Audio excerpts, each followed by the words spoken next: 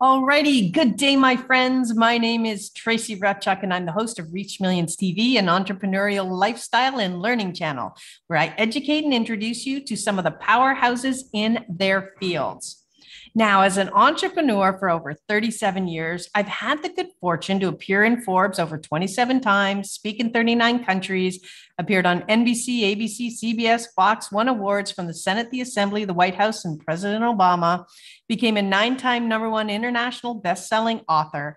And throughout that journey, I reached millions with my message. So I wanted to show you how with specific trainings and by introducing you to the people that can help you to find more leads, make more sales, and reach millions with your message.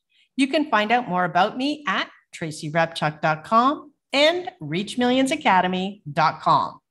Now, today I am joined by the amazing Arin Halicki, who is an ex-Silicon Valley corporate ladder climber turned transformational coach. She creates powerful, lasting breakthroughs for career women, allowing them to step into their joy and success without burning out, something that is so needed. Arin, welcome to the show.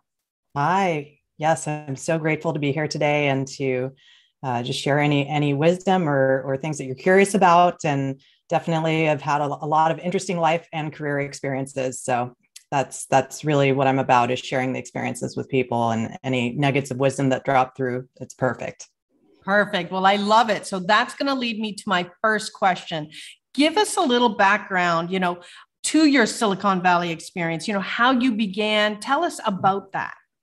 Yeah. So when I graduated college, my full intention was to stay in Denver, and there weren't a lot of job opportunities at the time. It was kind of right around the downturn of, the first financial crisis with the homes and everything back in like 2007.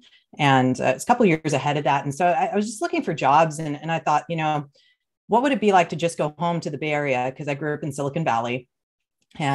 And I decided, well, I can interview, I can go anywhere. So it doesn't matter, right? And I came home, I found a job in aerospace defense, and I just started on this trajectory. And I was in kind of the financial side of the house and business side of the house. And then I kind of transitioned into consulting. And for me, the journey was really about understanding which environments really worked for me and didn't. And eventually got to this point where I was like, wow, I'm not exactly sure that I'm in the right place. And it was like this feeling. It wasn't necessarily that I had words on it, but I just got to a point where I understood that coming up the ranks in Silicon Valley only worked to a certain point for me. And there were certain jobs that were better than others. And I didn't have all the pieces together. It's like I had the jigsaw puzzle laid out on the table. And then I had to start like piecing together what different things meant, even though I didn't understand them fully. And it was an interesting journey to step into entrepreneurship after working for many years in structured environments. That leap of faith to go into something that's unknown, and then finding out a lot about yourself in the process, and then making decisions that may or may not be sustainable, decisions in the long run, but then, making peace with the fact that that's part of the journey. And that's really been the wave that I've been on. And how long were you in that environment? I was in for about 12 years. Mm-hmm. And then I just reached this breaking point. It was really, really clear to me that even though I was providing some value to the organization, that I wasn't valued as an individual contributor, as a human being. Mm. And that was really like clashing with my ideas of what it meant to be in integrity, and even questioning what leadership meant, because people had these titles, but they just, if you go beneath the surface level of the title, I was experiencing them as out of integrity and not really having a vision, and not really having an understanding of how to interact with people and motivate them and inspire them. And that's really where the breaking point came. It was this very clear moment. Mm-hmm. And I just knew I couldn't keep going down that path, because I wasn't valued within the organization for who I was. It was only what I was doing. And if I wasn't like, kind of like the lemming, just doing exactly what the path laid out in front of me, that it wasn't acceptable. And I knew I was far more creative. I knew I had much more talent than that. So I just started making decisions to try things. And the first thing I tried was creating a startup app.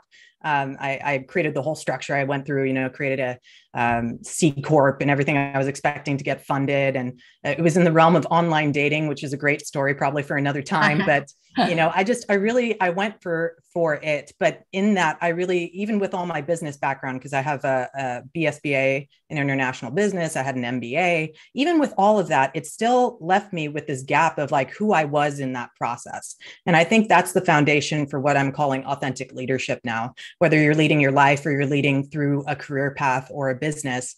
There's a piece of that where we've been disconnected from who we are in the process. So while I was ladder climbing, it was very easy. It was like the path was there. But then when you're creating it for yourself, it may not be as easy to always understand where you're at in that process or if it's working for you if you don't have an idea of like who you are and what really lights you up or doesn't.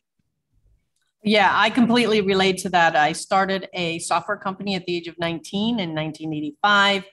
And I've had to go through many permeations to, as you say, find your authentic self, find what you really want to do, and things of that nature. And that brings me to you needed to also reinvent your career 6 times and counting. And through it all, you discovered that each time you kind of felt this crash coming, and that there is a way for us to actually cruise into the change with grace, especially given, what we have gone through right now with the pandemic. Tell us a little bit about how does somebody do that? Yeah, well, it really starts with you. Developing a strong relationship with who you are in different environments and different situations, and really being willing to go deep underneath just the triggered reactions. Because a lot of us will say things like, oh, well, I can't do that, or that isn't really the kind of thing I like, but we don't always look at the why, what's underneath the hood. And so really, I'd say that the 3 mistakes people usually make is not having a relationship with self, not understanding which environments really inspire them.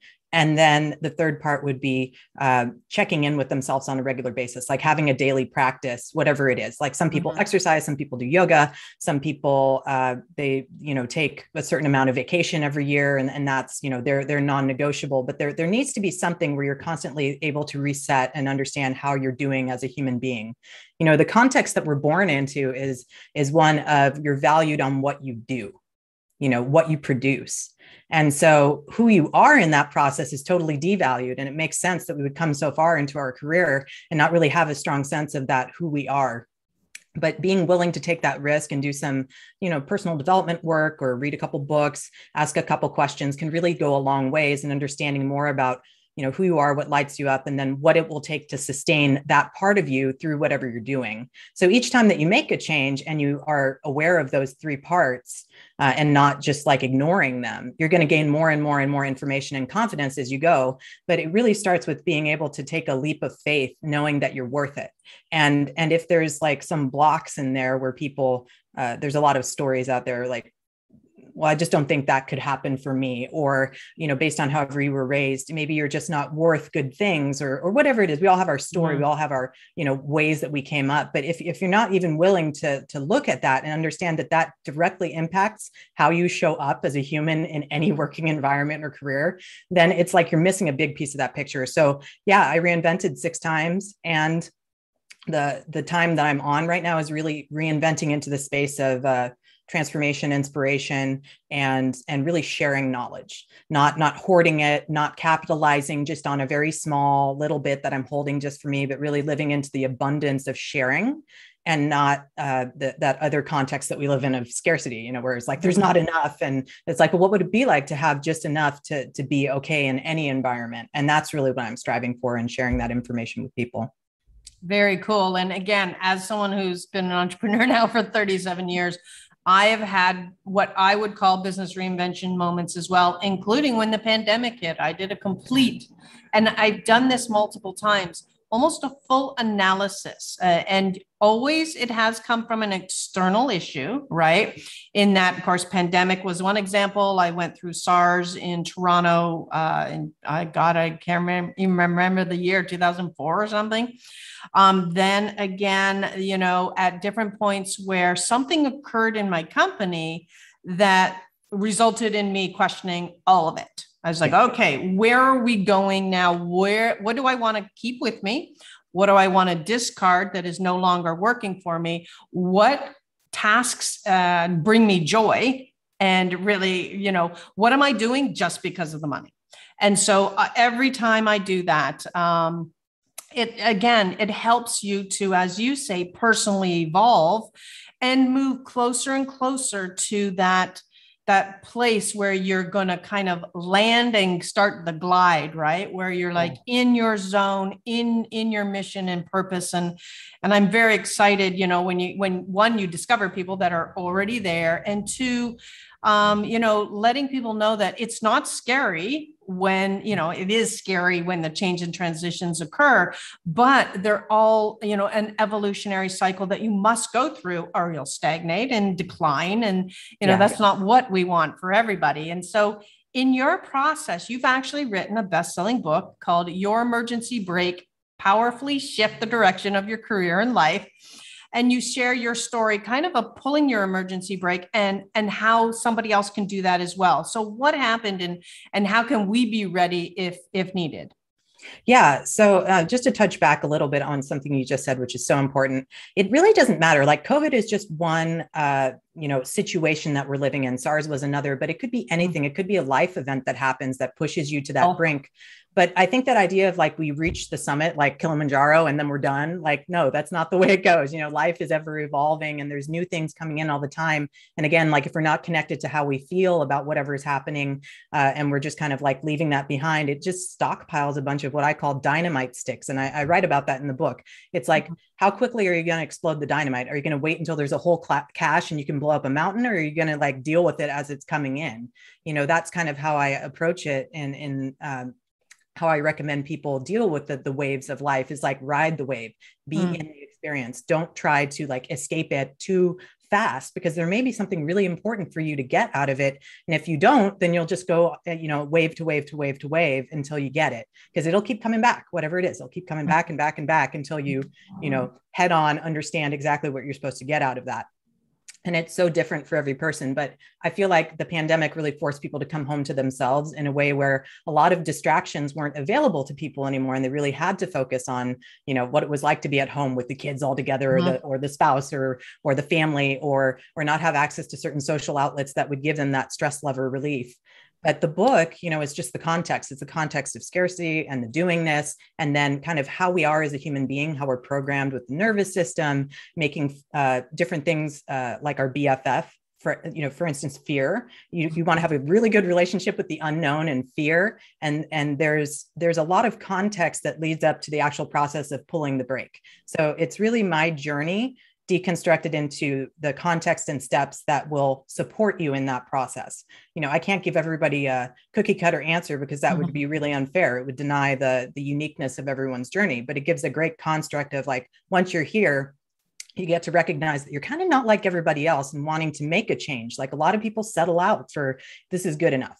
But if you feel like there's something more, and usually it presents as like a feeling, like something's not quite right, or I know that there's something more for me. And like you said, being willing to take that step forward, it may not always feel the best, like, what you would say is ideal, but I believe that life is this full spectrum experience. So if you're not even okay with, that idea of like, there could be a swing, it's going to really, it's going to create drag in that process, drag, like when you're swimming or whatever. It's like, how much drag do you want to carry with you? Or do you want to open yourself to like, I'm okay with whatever comes my way. I know I can make it through. And you can only do that if you amount evidence, collect some evidence that that's true. So if you never make the change or take the step, you'll never amount the evidence.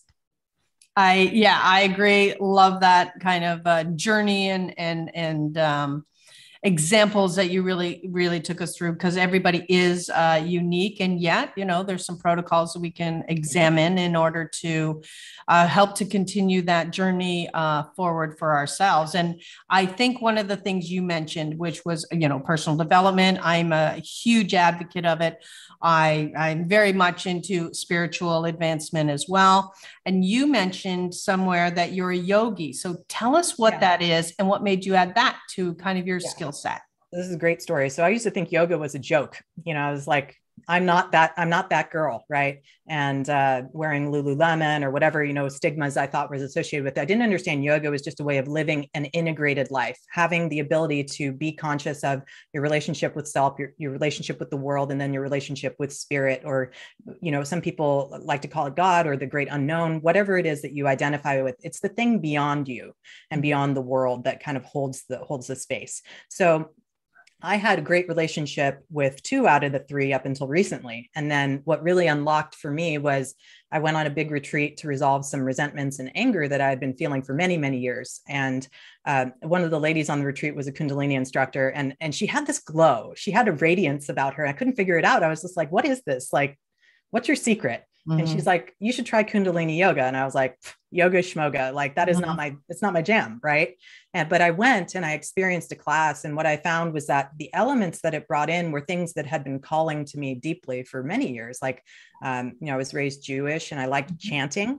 I was really big into the songs and the spirituality piece in there. But I had kind of set that aside for many years. And to find the power of mantra and the power of sound healing associated with a practice where I wasn't just having to do the sun salutations. There were a lot of things that interacted like a surgical knife straight into my nervous system. So, I could show up more even and balanced. And that's really where I decided to take it even deeper and become a teacher, because I felt like it had transformed my life. So it might be able to do the same for somebody else's. And, I'm really unattached to being like the guru or the greatest teacher. I just want to impart stuff that, if somebody tries it and they have a great experience or a different experience of themselves, that gives me so much joy, because that's the loving awareness and the consciousness awakening to, hey, maybe it is okay to try something new, or to, do something that maybe makes me feel uncomfortable for 10 or 15 minutes, physically speaking, like you hold your arm in a certain position or you do breath work, and super powerful. So yoga, I can't say enough, from somebody who grew up in mostly like soccer and swimming, triathlon, basketball, that kind of sport, to something a little bit more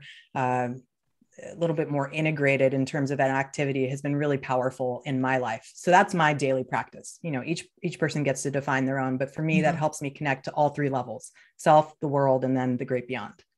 That's fantastic and very cool to hear. And I also have met people that were, as you said, and they were incredibly calm, unbelievably fit. It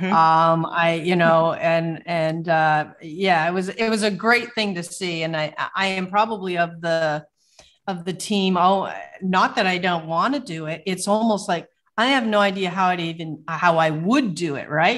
You barely bend over and touch toes or do any of that. And when I see these guys really almost master the motion and movement of their body, it's a beautifully impressive thing for sure.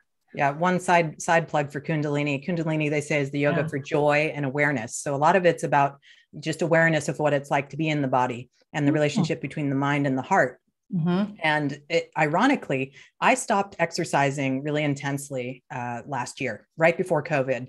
And it was so interesting because I was just walking and I was doing Kundalini yoga every day, and I lost 20 pounds. And I'm not saying that I can guarantee those results with anybody, but it certainly has an effect on the body and what's stored in it, because there is energy that sometimes when the diet and the exercise isn't enough, it's like that next level that might, unlock something. And I used to not be able to do something called bow pose. And Kundalini is not as like asana focused as some of the other practices like Hatha or Vinyasa or Dharma.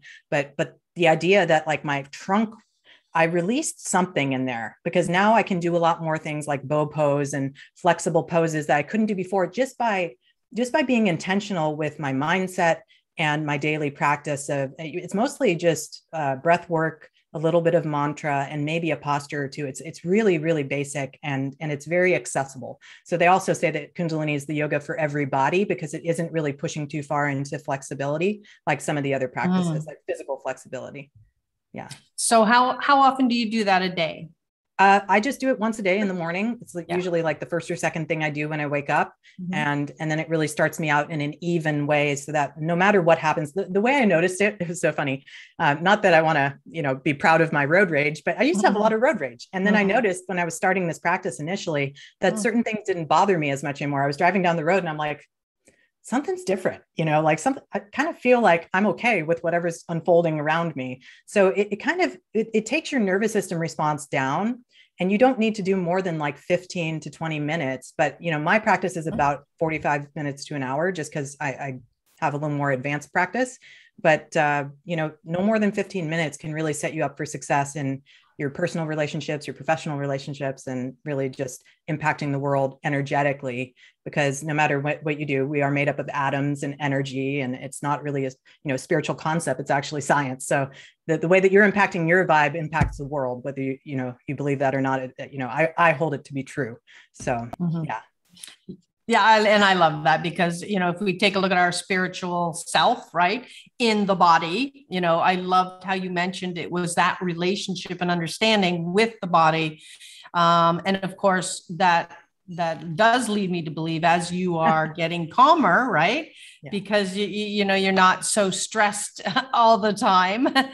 I love that it helped to eliminate road rage and to help you lose weight. What a great COVID experience, right? you got twice the benefits for doing something that sounds incredible. Well, I would just have to say, Arin, that I really want to thank you today for being on Reach Millions TV, sharing your amazing story and insights with our followers. So what's the best way for viewers to connect and continue this conversation? Yeah, absolutely. Well, I'm really active on Instagram, so you can find me at Arin Halicki, and that's my handle. And I'm sure there will be some show notes with a web link, but it's just my name.com, ArinHalicki.com, and you can reach me either way. There's a lot of different things that link off that site, like to my yoga online studio and to some of my other things that I'm involved in and up to. But ArinHalicki.com is the main hub. And then Instagram, I usually respond directly to direct messages. So if you heard something or you want to know more about something, definitely reach out. Happy to connect and support you as well, whatever you're up to. So yeah, thank you, Tracy, for this opportunity. It's been really fun. You're welcome. And it's been great to have you here. Really be sure, everybody, to connect with Arin Halicki.